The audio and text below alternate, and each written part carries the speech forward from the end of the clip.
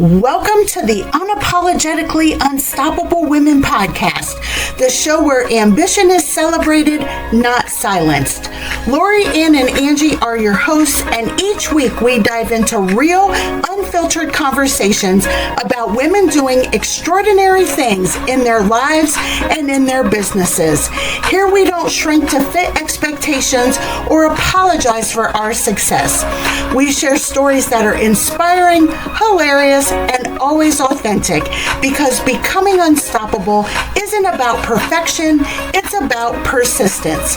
So grab your coffee, get comfortable, and join our community of women who know that no is a complete sentence and there are no limits to what we can achieve together.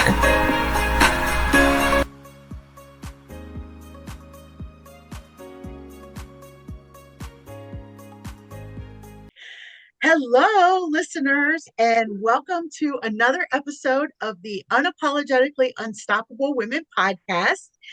Ann Hunter, Lori Piper, and I are here to, we're going to have some fun today. So we are going to be sharing some real life stories, some about business, some about life, that are super lighthearted and fun.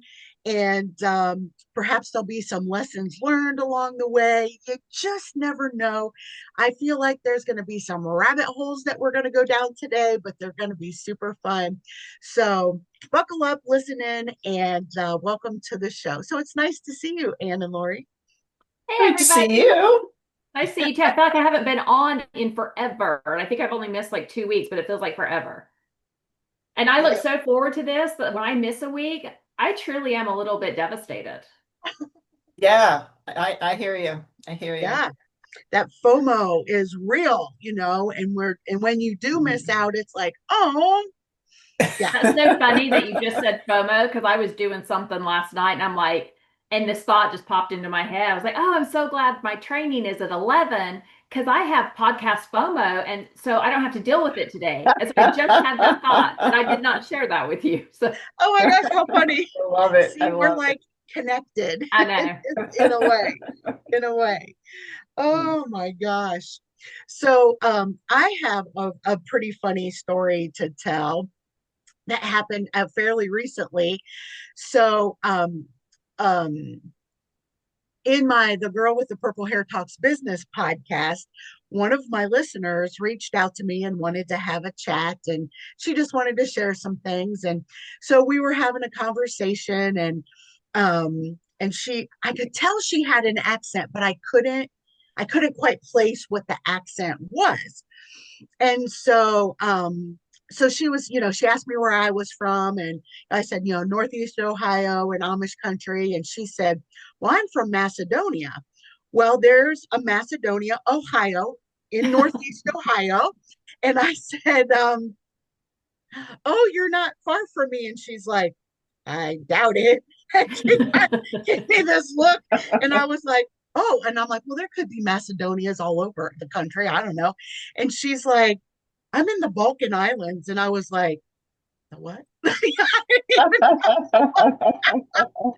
And I was like, I'm looking like an idiot, right? Like, I have 4 college degrees, and I'm like, she's talking these places, and I'm thinking, oh my gosh. And then I don't know, like, I don't get embarrassed often, but I was embarrassed. So then I got flustered, and then my mind wasn't thinking.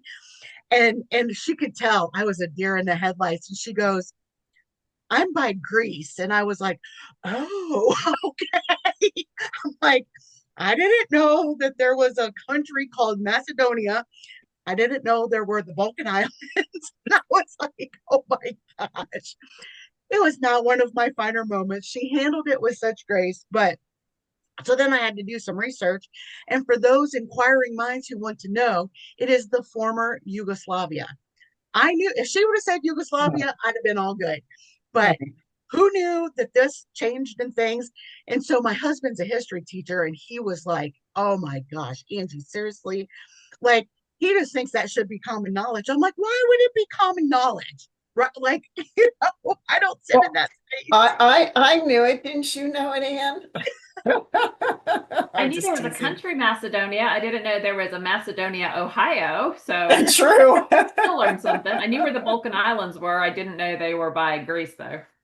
Yeah, it was definitely a geography lesson. So you just never know when those little moments, but I share that story to say that's life, right? Like those moments just happen.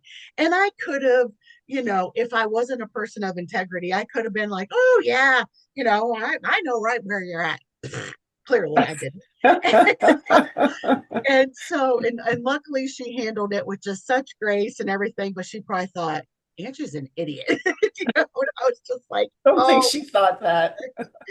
ah. So not one of my brighter moments, but how many times do we have those situations, whether it's in our personal life or in our business, and you think, oh geez, like Well, I love that you own up to it because some people, um, they're so egocentric that they would be like, well, no, they'd be trying to, I don't know, no, it's not there. Oh, no, that's not what I was. Oh, I was, I mean, just trying to not admit that admit, they didn't know. It's yeah, okay to say, I don't know, because I yes, don't know. right, exactly. And then you might get a little cute, funny story out of it too. You never know. Yeah, I agree Exactly, with Lori. How exactly. you handle, I think it's more important for a client to see how you handle and recover from a Yes. mistake than being Yeah, perfectly polished all the time. Because sometimes Yes. perfectly polished all the time isn't real. Like that's Right. not how life works. Right. right. Exactly. Yeah, Exactly. yeah. Because no, that never ever happens. And if you spend any time with me, I'm rough around the edge. There's not a lot of polish anything happening around me. There's that. We know you, Angie, and we know that you've got a lot of polish when you need to have polish, but most of the time you're you, and that's who you are. And even that comes with polish. So we love you for it. Well, thank you very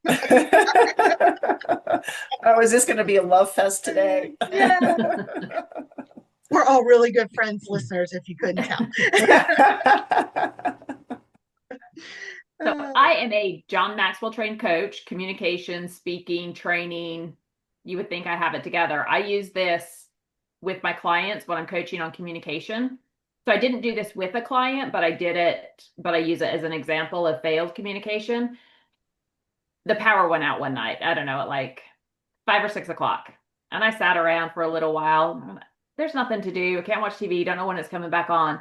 So I left my husband a note saying, hey, I went ahead and went to bed because the power's out and there's nothing to do. He came home in the dark, came to bed, whatever, got up the next morning. He's like, the power was out last night.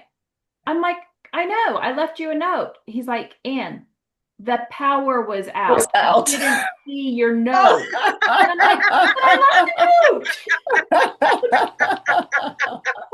100% failed communication I love with all that. the best intent. I mean, I didn't I know I was going love to come home it. after dark. I love mhm. it. I love it. So I use that and they're like, because it's a easy, stupid example to show how quickly communication can fail. And I had a conversation with a counselor yesterday, and she was talking about, yeah, sometimes you have to start with those really basic stories, really basic explanations, and then build on them. Because if you Mm, start at the top, everybody might not understand. Like if I start talking about the neuroscience and the way of the brain, whatever, people are like, wait, what? Isn't she a Right. business coach? But if I tell that stupid story, then I can climb the rungs of the ladder up to wherever I want it to go. So anyway, I had Right. confirmation that it's a good way to start a communication story with a client. That is true. That is true. oh, I'm desperately trying to find a funny story that is not going to embarrass me. Did you not just hear what we both said? Yeah, yeah, that's an okay embarrassment. That's a yeah, yeah. I can relate to that. Yeah, Oh, I have in my personal life, I could share stories for days of Days, yes. crazy fun things that I have done. And actually before we started recording, we were having a little debrief, and I said, I actually have for real stories where I've peed my pants, they may or may not be appropriate to share, during this context. But I have noticed though, um, so interestingly enough, who knew this was a thing? Because I sure did it. Right, I started menopause at 38, like here a little bit TMI, and after menopause, like when I got through all the things, I had the sneeze and peas, and I was like, those are the legit thing. Like you sneeze and you pee, and so I call them the sneeze and peas, and then you get the walking farts, and I was like, who ever said, like, where do you get the education on this stuff? So I ended up getting like pelvic floor physical therapy. And ladies, let me tell you, if you've never had pelvic floor physical therapy, it's interesting. I will just say that. Google it. It's very interesting. But I no longer have the sneeze and peas. So there's that. Well, there you go. Well, I'm going to bring it back a little bit to business. This could digress really, really quickly, really, really badly. Yeah. So I was a keynote speaker for the building association here, and I was super excited about it. I had a PowerPoint built. So the topic was how mindset is like building a house. So I paid somebody to build a PowerPoint that had the slides from a foundation all the way to a roof and everything in between. And then I correlated it to leadership and how you don't start on a good foundation, if you don't like, I had it. I had paid for it. It was the world's most expensive public speaking engagement I've ever had. Took all this time. I was ready, nailed it. Get up there, didn't know that they had speakers set up around the room, but they didn't have them for the people in the back type thing. They kept going, I can't hear you. I can't move closer to the mic. And I mean, I had the mic right, like I was licking the mic. And I was like, well, I guess I could swallow it. Yeah. True story. And I just went on Yeah. because I was like, there's no recovering from that. So just No, just keep going. But just the for fun. looks on the faces, I was like, yeah, that's not a bright, shiny moment in Anne's public speaking career. So we're just gonna gloss over it and keep going. Like looking at the evaluations at the end, and it's like, well, and swallows. Yeah, something. So yeah, it happened. Now it was still really good. The correlation was good, everything was good, just a funny moment, things not to say on stage. Mhm. Yes, yes, yes, yes, yes. So there you So go. I have a story about when you're really stressed out. And so I worked for corporate and I was crazy busy. I traveled a lot. And when I was in the office, I wasn't in the office that often, but when I was, sales reps would be like inundating me with questions. And a lot of times I shouldn't say a lot of times, there were a couple of sales reps that would be asking me things they should already know. And if they don't already know, they should be going to their manager, not to me. Um, and or they would be trying to get me to do their job. Well, Lori, why can't you do it? You know how to do it because it's not my job and I already have 1,000 things on my to-do list. And I just got so frustrated that evidently I had a look. And excuse me, and when it got to the point I didn't know about it. I didn't feel I was just mad. I was just frustrated. I was like, get out of my cubicle. And so they would come in, they would ask a question. If they got the look, they would kind of just tail between the legs, run away. um, so we would go out to happy hour. The office would go out to happy hour. We went out to happy hour once and they were telling me about the look and I was embarrassed. I'm like, oh my gosh, I have that kind of a look that actually scares adult humans. Yeah. So, fast forward a couple weeks and my friends and I are out to happy hour. And a friend of mine and I are sitting at the bar and I'm telling this story and the bartender is listening in and he says, "Oh, show me the look." And I'm like, I'm trying to give the look. He's like, "No, that's not scaring me. No, that's not scaring me. No." And finally he says, "Women shouldn't be in business anyway." Boom, the There's look. the look. Look, come And right he out. started laughing. He's like, "I knew I'd get that look out of you some way or another." So, yes, but Uh, that's what happens when you get totally stressed out. You end up with the look. And mhm. it ain't pretty, let me tell you. So, There's something going around on Facebook, and I'm going to butcher it, but it's something like, I hate it when my mouth quits talking, but my face doesn't. Oh, yeah. yes, exactly. Yeah, And I'm like, Exactly. oh, so guilty.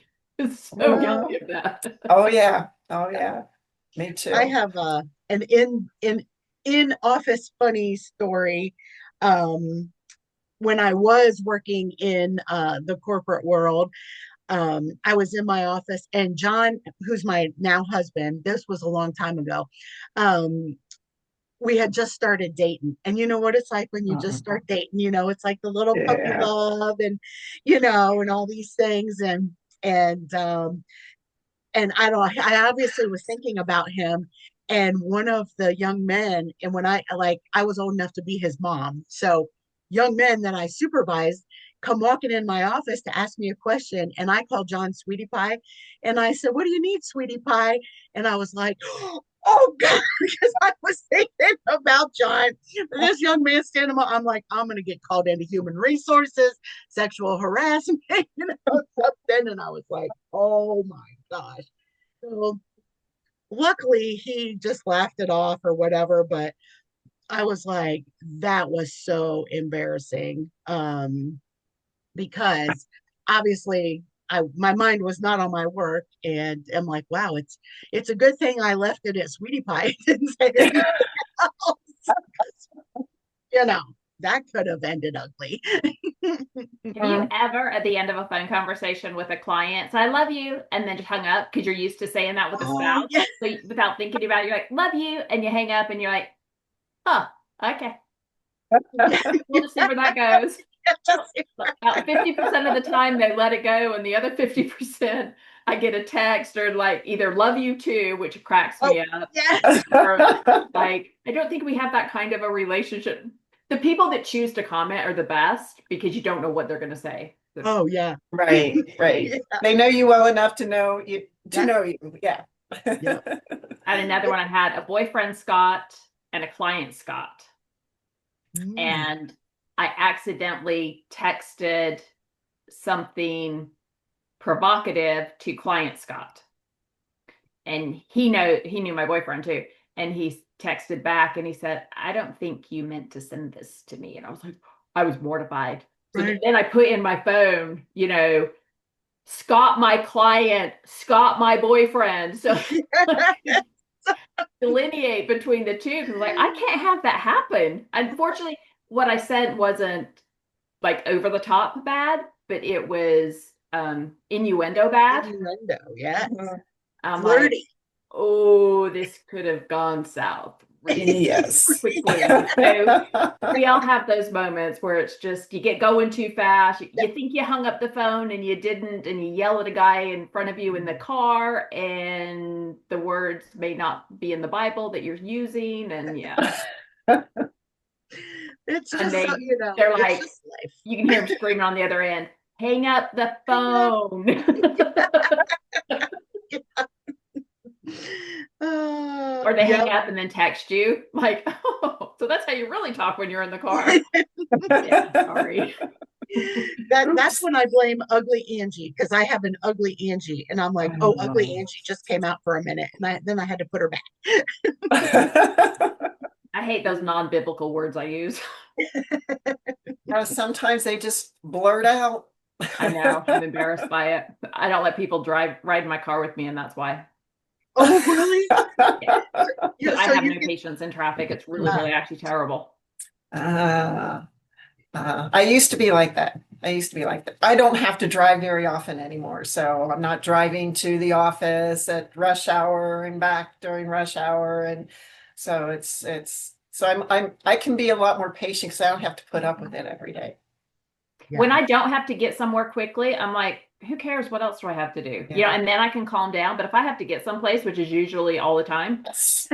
in Columbia, we've had such an influx of people moving here since COVID that what used to take 10 minutes now takes 20 to get anywhere. And I'm still not quite used to it. And different times a day, anyway. And nobody apparently goes to work anymore. All they do is drive in front of me all day long. Wherever I'm going, they're there. Anne's on the road. Everybody get in front of her. I have a lot of opportunity to practice repentance. Yeah. I'm like, sorry, God, I didn't mean that. Ooh, ooh, no, didn't mean that one either. Yeah. Mine's the left lane. Like if you're no, listen, Oh, this is yes. my public service announcement for the world. Well, Yes. maybe not the world because y'all drive on the wrong side, but in the United Right. States, know what the left lane is for. And it's for people who drive fast and passing. It's not Yes. for you to tootle around and gawk and barely drive the speed limit. Get out of my way. Yes, I worked with a lady who she always drove the speed limit, and at this Oh, point, it was still 55. Everything that was the highest, right? And I said, you do know that technically in Ohio, you can be ticketed if you are not passing someone and you're in that what I call the fast lane. She's yeah. like, that's not a law. I had just moved back from Charlottesville, Virginia. I had to take my Ohio, I had to take the test again. I'm You like, did. I just took the test like two months ago. And yes, if you're not passing some, they don't pull you over, but they should. They should.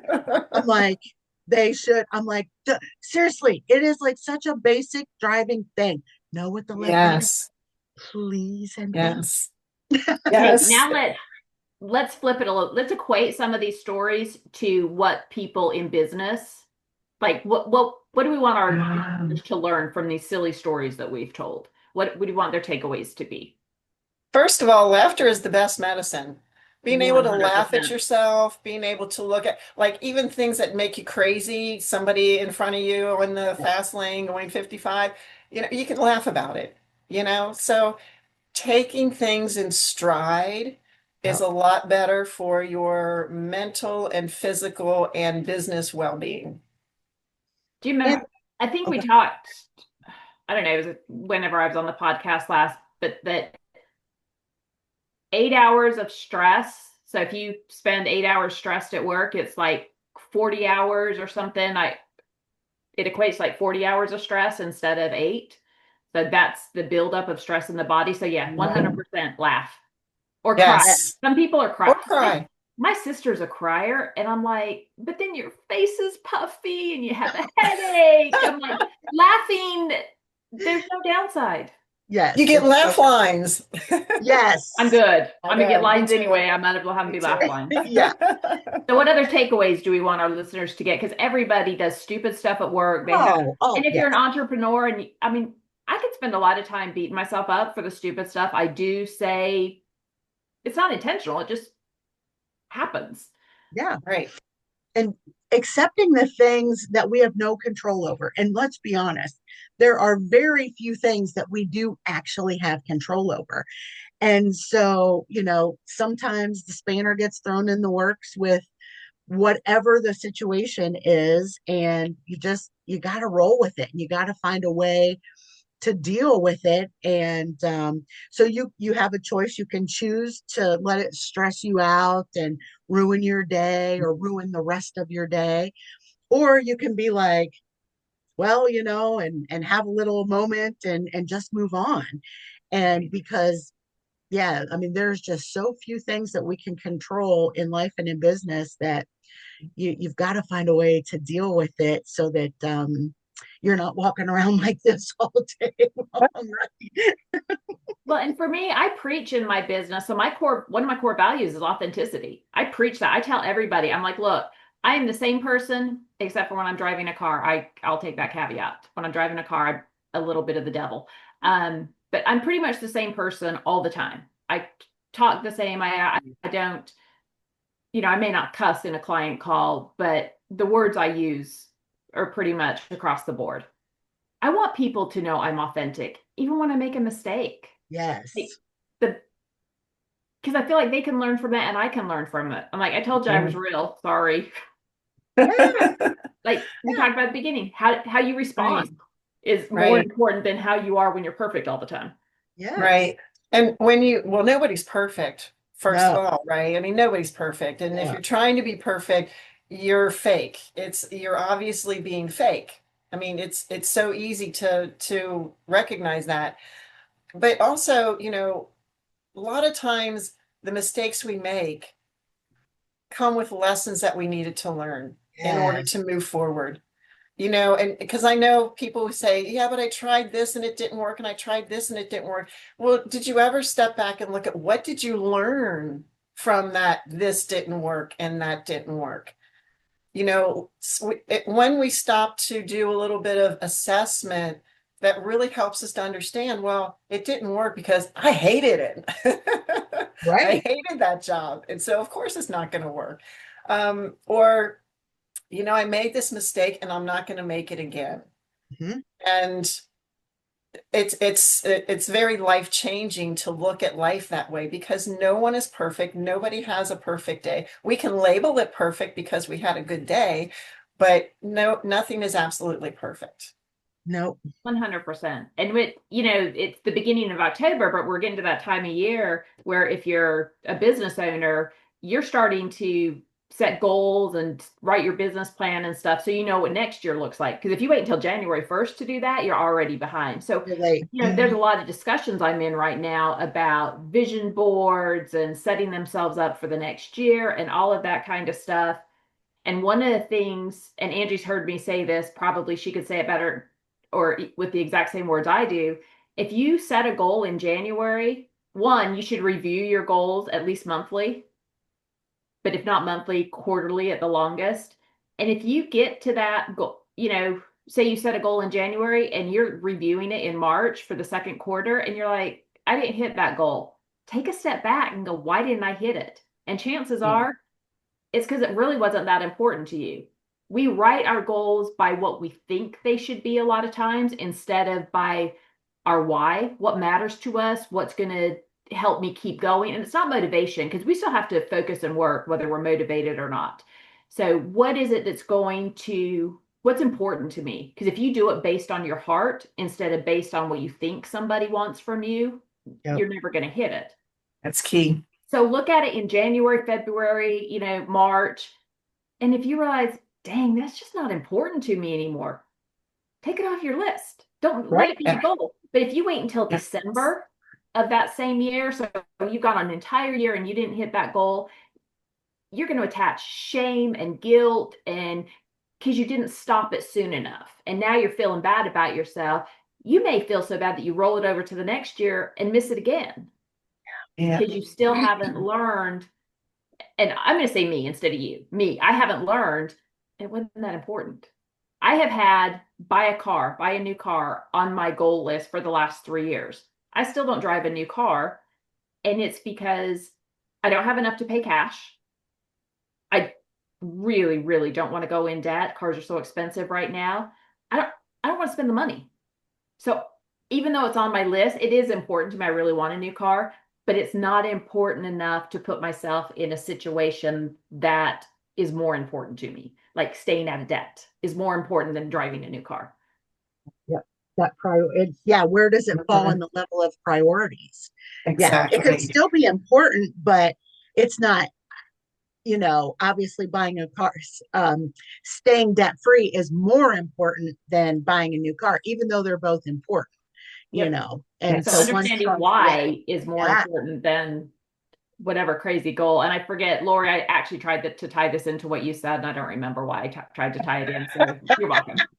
That's okay. I don't remember. Listeners, go back and review and figure it out for us. Yeah. Yeah, yeah. Yeah, and we'd love to hear some of your, silly moments and vulnerable stories, and Yeah. share what you're comfortable with. But this is like real talk. This is real life, and having those vulnerable moments makes you real, makes you relatable, makes people connect with you on a different level. And that's something that Anne, Lori, and I, we all we're all comfortable sitting in a space of vulnerability where not everybody is. But stepping outside of your comfort zone is growth. And so just being able to share those moments and just find that levity. And some people could look at our stories and go, like, and send in a little innuendo flirty text to the wrong Scott, and she could say, oh no, he's going to fire me as a client, or whatever. And she rolled with it, and then you just got to own it and say, oh whoops, ha ha. Right. Just So Right. the takeaway was make sure it never happens again. and then make sure it never Yeah. happens So, again. putting in my text who was, so there was no way to accidentally do that ever again. Yep. Yes. And so there's just making those little adjustments, and doing those different, and recognizing like, okay, I'm gonna do whatever I need to do to make sure that it doesn't happen again. And but Right. then more silly stories are gonna creep up, and you know what? It's okay. Mhm. It's Mhm. okay. That's life. And so definitely would rather have the laugh lines than the puffy face from Yes. and snot bubbles, because snot bubbles are never cute. So I want to But I share do, just real but I do. quickly. Oh, I was gonna say I do love a good cry on occasion. Sometimes you just need a good cry. Yeah, no, I'll laugh. I'm going to share a story real quickly because this is the Unapologetically Unstoppable Women's podcast, a different to how men and women respond to things. So I got a 3-star review one time from a client. I developed a whole training around it and did it for a group of real estate agents, and I called Examining the Stars. And so we talked about, we all want those 5-star reviews, but we ask our clients for 5-star reviews. When all you have is fives, that's not real. Yeah. no, No, nope, nobody not only real. gets 5-star reviews. So they're Right. either hiding the other ones or not sending the surveys, whatever. Nobody has straight fives. I'm sorry. Right. It doesn't happen. Right. But so it was one of my clients. I copied and pasted the real feedback, and I had this, I don't know, 7 or 8-step process, like how to go through and examine that. And had a male leader look at me and he said, why would you share this with a group of people? Well, why do you want to share this information? And I looked at him, and I didn't say it. My face might have, but I didn't. And I was like, you're the problem. I shared Um, it because there was something to learn from it. I wasn't yes. ashamed, I wasn't embarrassed, and not everything in that 3-star review was accurate. But some stuff was. I learned more from the 3-star review. I Hmm. digested, I went and highlighted, like, yep, I did that. Yep, I did that. Yep, I did that. Yeah, but that was taken out of context. Yep. But I owned, now my client didn't know I did it, but I owned the stuff that was my fault so I could improve on later. But Yeah. the fact that he said, I don't know why you're training on this. Uh, Wow. that Uh, that's exactly the says a problem. lot. Please come to the training. Yes. Yes, exactly, exactly, Come exactly. and I apply love what that. you learn. I Yes. love that. But Yeah. a difference, and in that instance, I could only use male and female because I was the one owning it, and the male was the one saying, why don't you just ditch this and not tell anybody? So I'm not saying all females own it, and I'm not saying all males do Right. that. Yeah. But in this Yeah. instance, it was men and women can think differently. Yes. And it's a very good growth moment as well versus shoving it under the rug and not addressing it and acting like all is well, like I'm the best. Because it's When okay when it's not, when everything isn't exactly, well. It's all right. exactly. Just learn from it, grow from it, make your mistakes, do better next time, and don't carry the stuff. So I put in there one of the steps is own the emotions from the stuff they told you they wrote that was a lie, just a blatant lie. Mhm. Like be mad, don't gloss over it, own the emotions, but then move on. Yep. Yep. And Yep. then only focus on the stuff you can control. Because you can't control what they think, you can't Yep. control what they wrote. It's already out there. You can control how you feel about it, and you can control what you choose to do with that information. So that's my little takeaway is men and women are different. Who knew that? Yeah, right. Talking. Who knew? Who knew? All right, I'm a millionaire. I just figured out that we're different. It's definitely what we do, not necessarily how we do it. It's why we do it, not how we do it. Yeah, love that. Well, ladies, this has been an amazing episode, and we hope that you've gotten some little nuggets. Hopefully, you had a few giggles along with us, and let us know your moments. And until next time, this is the Unapologetically Unstoppable Women podcast. Bye. Bye. Thank you for tuning in to another episode of the Unapologetically Unstoppable Women podcast.